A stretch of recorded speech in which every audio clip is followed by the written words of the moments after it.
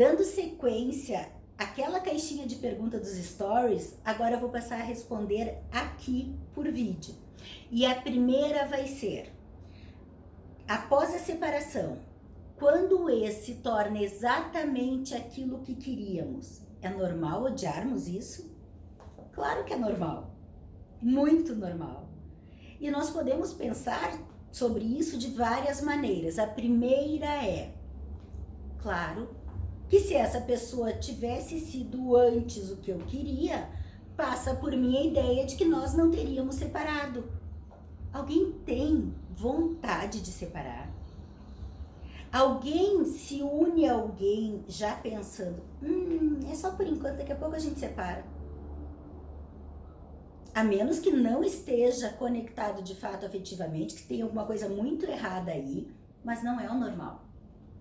O normal é a gente querer estar com alguém, começar a relação, investir, ir morar junto e aí tentar fazer esforço para ficar junto.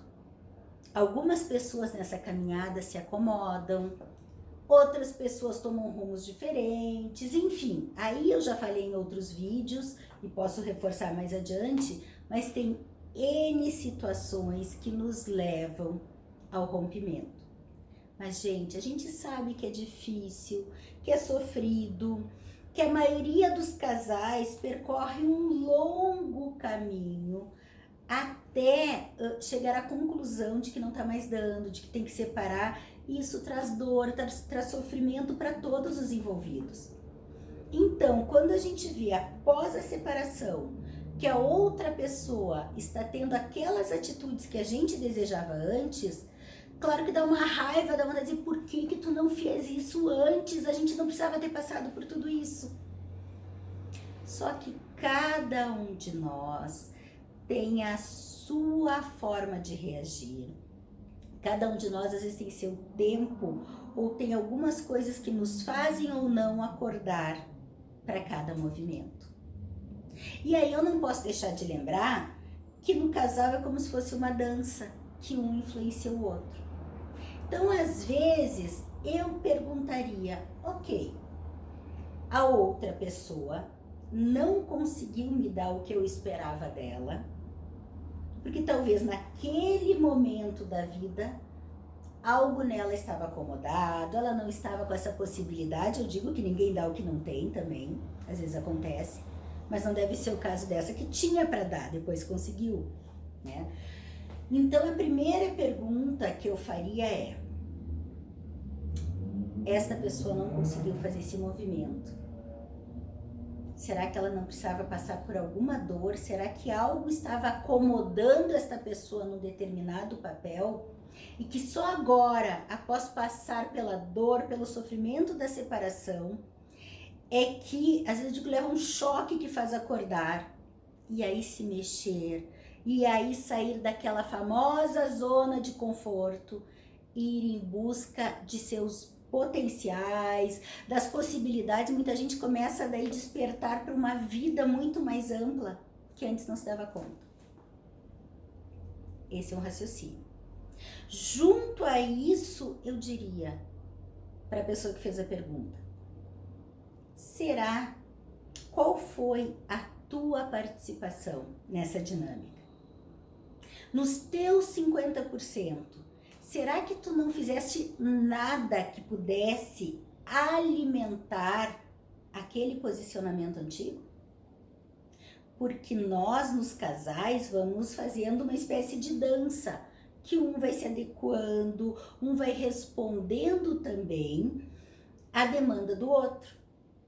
Então, talvez, por exemplo, tu esperasse, vamos pensar, eu queria se foi um homem que fez a pergunta, eu queria uma mulher que fosse mais parceira, que me acompanhasse.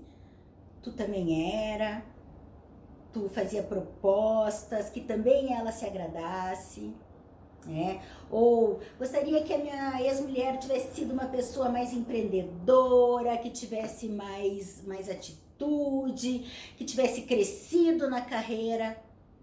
Nesse arranjo de vocês, qual foi tua participação? Quando ela fazia movimentos, tu incentivava?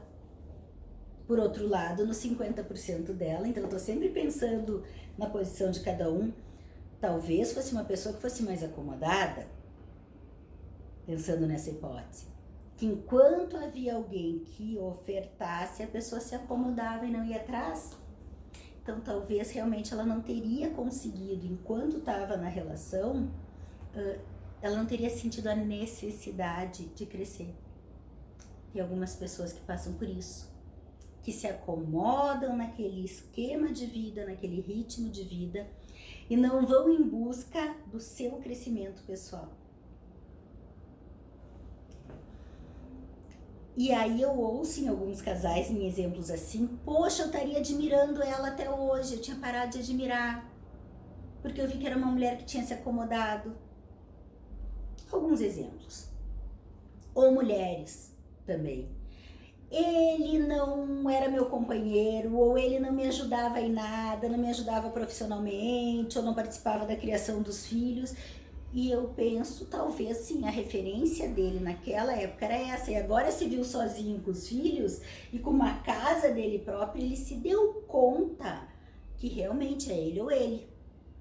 E aí começa a fazer movimentos. E aí começa a ver que ele pode, que precisa e que dá conta e cresce, mas precisou a dor, né? É com a dor que a gente aprende a gemer. Tem pessoas que só conseguem, infelizmente, aprender assim.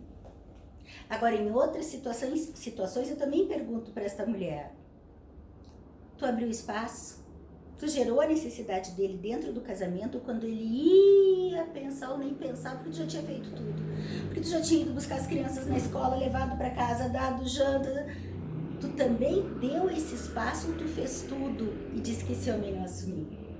Então, todas as relações eu tô sempre pensando, quando eu vejo casais ou mesmo um paciente individual, ou essa pessoa que fez a pergunta, que no caso não é de consultório, mas eu sempre penso nos dois lados e também posso, neste caso, voltar a dizer, às vezes, naquele momento, com a história de vida dessa pessoa, ela não seria a pessoa que tu sonhava. Mas quando tu conheceu, que sinais tu leu? O que tu percebeu? Será que ela te passava a imagem de que seria outro tipo de pessoa? Ou será que tu entrou na relação sem ver de fato o outro? Porque também é importante, gente. Quando a gente conhece alguém, claro que a gente não vai sair dizendo os defeitos e qualidade, dando ficha de apresentação, não. Mas no relacionamento, no dia a dia do namoro, a gente pode ir dando sinais. Como é que é o nosso estilo? Ai, olha só, fim de semana eu gosto de ficar paradona em casa, ou eu detesto viajar, e o outro, eu sou super ativo final de semana, eu gosto de fazer uma caminhada, um esporte, ou viajar, ou sair. Pode já ser um caminho que vai mostrando que no futuro existem probabilidades de ter algumas desavenças. E esse é só um exemplo de tantos. Fulano tá sempre endividado, não sabe lidar com o dinheiro. Já era assim desde o namoro. Eu sou uma pessoa super organizada, não sei lidar com contas. E já era assim antes também. Tá, mas o que isso tem a ver com a mudança? Talvez quando essa pessoa que entrou nessa relação jovem já era assim, continua assim, e dali a pouco se vê sozinha no mundo. Se vê sozinha adulta, dando conta da sua casa, de filhos. Algumas pessoas têm a família que dá o suporte, mas nem é bom que assumam tudo. Às vezes a mulher ou o homem separa e o pai e a mãe correm e dão tudo. Uma coisa é dar apoio. Outra coisa é assumir as responsabilidades, que daí fica só trocando, Casa de pai, por exemplo, uma mulher, me ocorreu agora. Sai da casa do pai, vai para a casa do marido, volta para a guarda do pai. Sempre tem alguém cuidando de tudo. Essa não vai fazer aquele movimento de depender dela própria e de aprender a crescer e contar com as próprias pernas, os próprios recursos. Então essas coisas podem acontecer num casamento.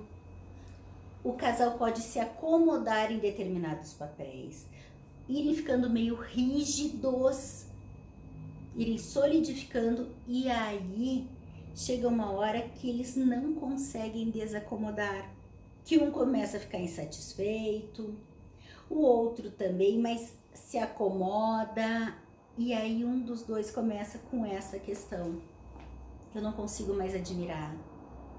Eu olho e não encontro aquilo ou que eu projetava nessa pessoa, ou que eu esperava que nós dois, com os anos, evoluíssemos juntos.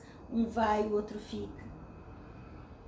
E aí sim, confirmando a resposta à tua pergunta, sim, é natural.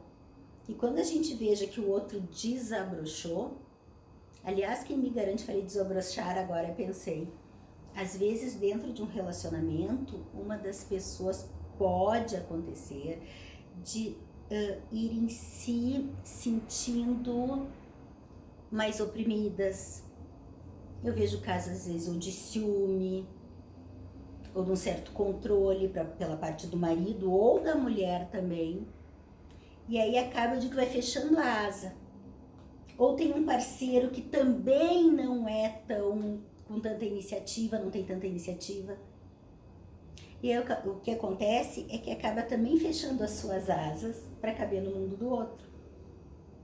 E quando se vê só, acessa os seus próprios recursos, se dá conta das suas capacidades, para além daquilo que eu falei antes, que é a necessidade, e a pessoa começa a resolver as dificuldades e vê que pode, vê que tem capacidade e gosta e vai se desenvolvendo cada vez mais. E aí o outro olha e diz: como assim? Como assim? Essa pessoa antes não tinha amigos, não tinha ninguém, era tão fechada. E agora tá aí, cheia de gente em volta. Era tudo que eu queria, ter a casa mais cheia. Era tudo que eu queria, admirar o outro profissionalmente, ele não fazia movimentos. Por aí afora. Talvez fora dessa relação, ela descobriu potencialidades, tenha descoberto potencialidades que antes não sabia que tinha. Mais uma possibilidade. E aí cabe a gente escolher também. Vai ficar olhando para o outro, para o seu desenvolvimento, ou para a outra no caso, e vai ficar se doendo porque hoje ela é aquilo que não foi contigo. E aí tu vai ficar sempre ainda meio vinculado a essa pessoa emocionalmente. Ou vai olhar e dizer: ok, ela conseguiu evoluir. O que mais que eu preciso? O que eu posso aprender? O que eu posso ter feito para influenciar para numa futura relação eu não fazer de novo? O que eu posso olhar melhor nas minhas próximas escolhas? Que tipo de perfil de pessoa me atrai? Para eu fazer uma nova, o dia que eu for fazer uma nova escolha. E o que eu posso aprender com ela? Que se ela, a pessoa, consegue evoluir, eu também. Eu posso ficar ainda melhor.